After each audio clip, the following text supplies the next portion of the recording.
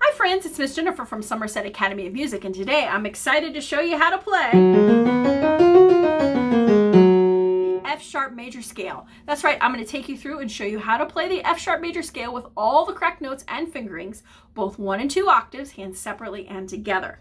Before we get started, I'd just like to thank you for watching the video and ask you if you find it at all helpful, please consider giving it a thumbs up and subscribing to my channel.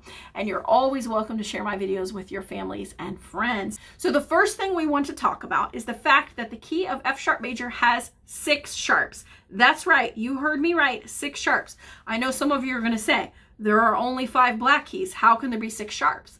That is because it is true, sometimes white keys can be sharps as well. So if you have some questions about that or want more information, I will post a link to a video right here where I go into more detail why we do indeed use things like E sharps and B sharps and C flat and F flat. They are important and they are real, so we do use them sometimes. So there's a video right there if you want to check that out.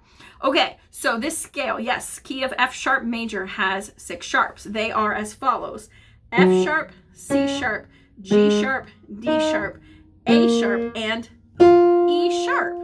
Remember, a sharp simply means the note to the right, immediately to the right, half step to the right. So if the note E is here, E sharp would be the key directly to the right, a half step higher, and that is, yes, the same as the note F, but in this scale, this key will be referred to as E sharp, not F. Okay, so I'm going to go through the letters first, and then we're going to talk about the fingering, and then I have a really cool trick that helps make this kind of difficult scale seem really easy. I can't wait to show you my trick at the end. Okay, so let's look at the right hand first. We're going to do letter names. They are as follows: F sharp, G sharp, A sharp, B, C sharp, D sharp, there it is, E sharp, F sharp. Coming back down, F sharp, E sharp, D sharp, C sharp, B, A sharp, G sharp, F sharp. Now we're going to go through the fingering. We're going to start with our 2 on the F sharp, then we're going to go 3, 4. When we get here, we're going to use our thumb to play all the white keys in the scale. So the thumb is going to tuck under and play the B. Then we're going to do 2, 3. Then for our next white key, instead of using 4 here, we're going to tuck our thumb again and put our 2 on F sharp.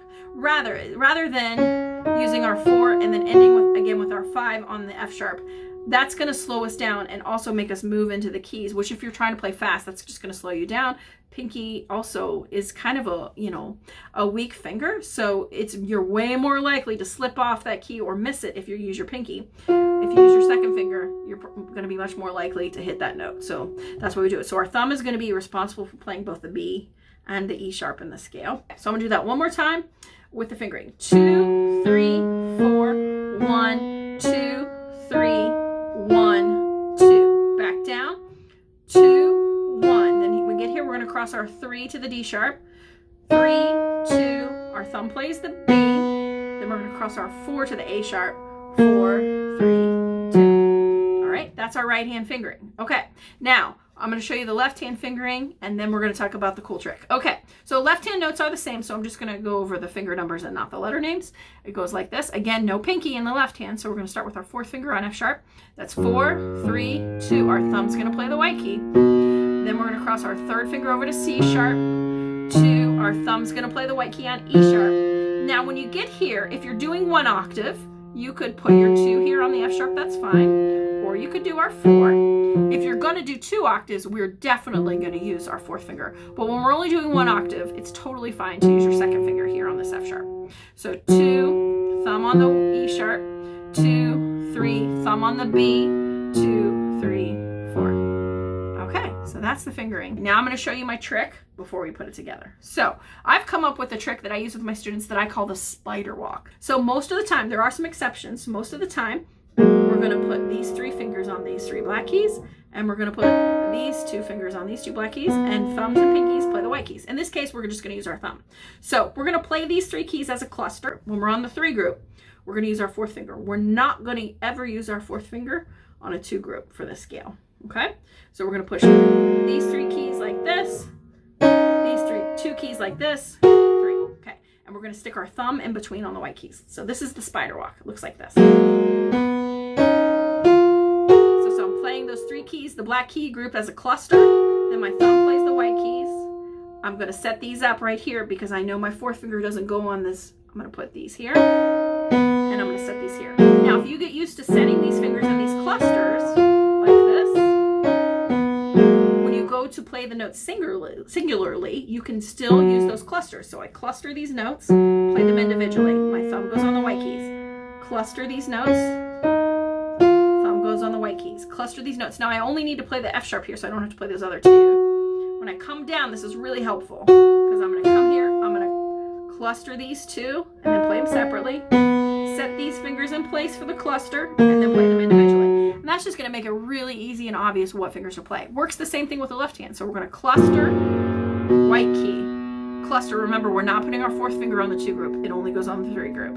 Cluster, thumb. Now again, you can cluster and use the 4, or you can just use the 2. Sometimes it helps to just go ahead, as you're getting used to the spider walk and this approach, to go ahead and play all 3 of those for now. These 2 go here, thumb, these 3 here. Here's what it looks like hands together if we do the clusters. Now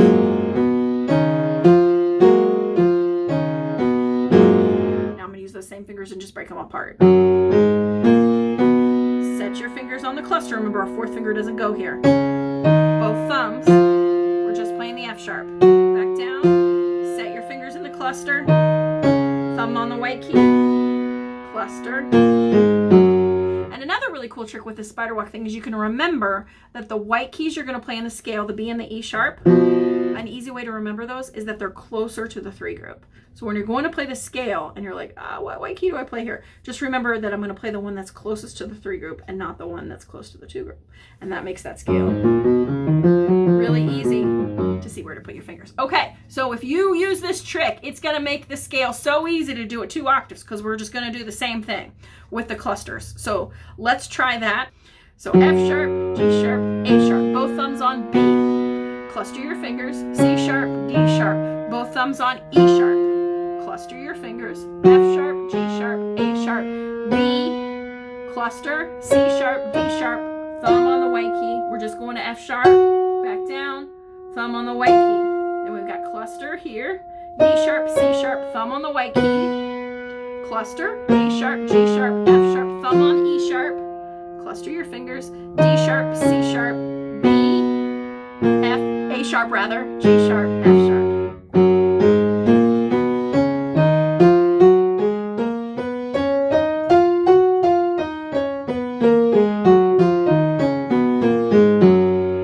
Now you can impress your friends playing that really hard scale because you know a way to make it easy. So that is how we play our F sharp major scale, 1 and 2 octaves with a cool trick. So thank you so much for watching this video. If you found it at all helpful, please consider giving this video a thumbs up and subscribing to my channel. And I will look forward to seeing you in the next video real soon. Thank you so much. Bye-bye.